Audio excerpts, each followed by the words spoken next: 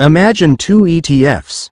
Both track the exact same S&P 500 index. Both own companies like Apple, Microsoft, Amazon, Nvidia, and Meta. Both have delivered nearly identical long-term returns. So why do millions of Americans argue over VOO versus SPY? Is one actually better? Or are investors overthinking it? If you're planning to invest in the US stock market in 2026, choosing the right ETF could save you money, improve your long-term returns, and make investing much simpler. Let's settle the debate once and for all. First, what are VOO and SPY? Before comparing them, let's understand what they actually are. Both VOO and SPY are ETFs that track the S&P 500. That means when you buy either ETF, you're investing in roughly 500 of America's largest publicly traded companies. Instead of picking individual stocks, you instantly own a small piece of businesses like Apple, Microsoft, Amazon, Alphabet, Meta, Berkshire Hathaway, and many more. So from a holdings perspective, they're almost identical. The real differences are elsewhere. Difference number 1. Expense ratio. Let's start with one of the most important factors: fees. Every ETF charges a small annual expense ratio. It may seem tiny, but over decades, small fees can make a noticeable difference. Historically, VOO has maintained a lower expense ratio than SPY.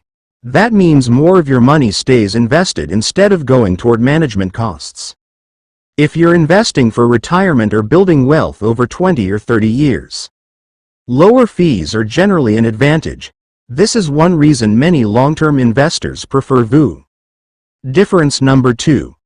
Trading volume. Now here's where SPY shines. SPY is one of the most heavily traded ETFs in the world. Millions of shares change hands every trading day. That makes it extremely liquid. Why does that matter? If you're an active trader, or buying and selling frequently, high trading volume can make entering and exiting positions easier. That's why many professional traders prefer SPY.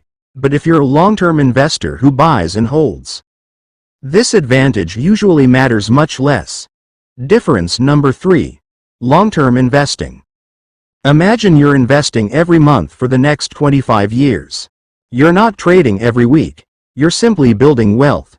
In that situation, most investors care about 3 things: low fees, broad diversification, and long-term growth. Since both ETFs follow the same S&P 500 index, their long-term performance has historically been very similar. For many buy and hold investors, the lower expense ratio often makes VOO an attractive choice. Which ETF has better performance? Here's something many beginners don't realize. Because both ETFs track the same index, their returns are usually almost identical. If the S&P 500 rises, both generally rise. If the market falls, both generally fall. Neither ETF consistently outperforms the other by a large margin. The difference usually comes down to costs, liquidity, and how you invest. So, which one should you buy? Let's keep it simple. If you're a beginner, building wealth over many years, making regular monthly investments, and focused on retirement or financial freedom, VOO is often a popular choice because of its lower cost. If you're an active trader, need maximum liquidity, or trade options frequently, SPY is commonly preferred by professional traders. Neither choice is wrong. They're simply designed for slightly different investors.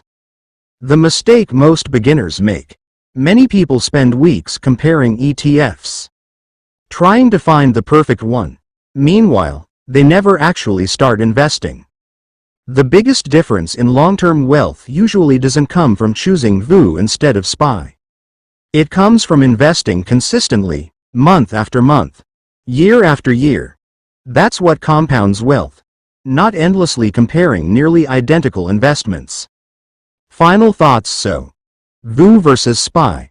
Which ETF is better in 2026? For long-term investors, VOO's lower expense ratio often gives it a slight edge. For active traders, SPY's exceptional liquidity remains a major advantage. But here's the most important takeaway. Owning a diversified S&P 500 ETF and staying invested has historically mattered far more than obsessing over tiny differences between them. Choose the one that fits your investing style. Stay consistent, think long-term, and let compounding do the heavy lifting. If you found this comparison helpful, subscribe to Wall Street Pulse for weekly videos on VOO, SPY, ETFs, index funds, dividend investing, passive income, retirement planning, and the U.S. stock market. And next time, we'll compare VOO versus VTI to find out which ETF is the smarter choice for long-term investors. See you in the next video.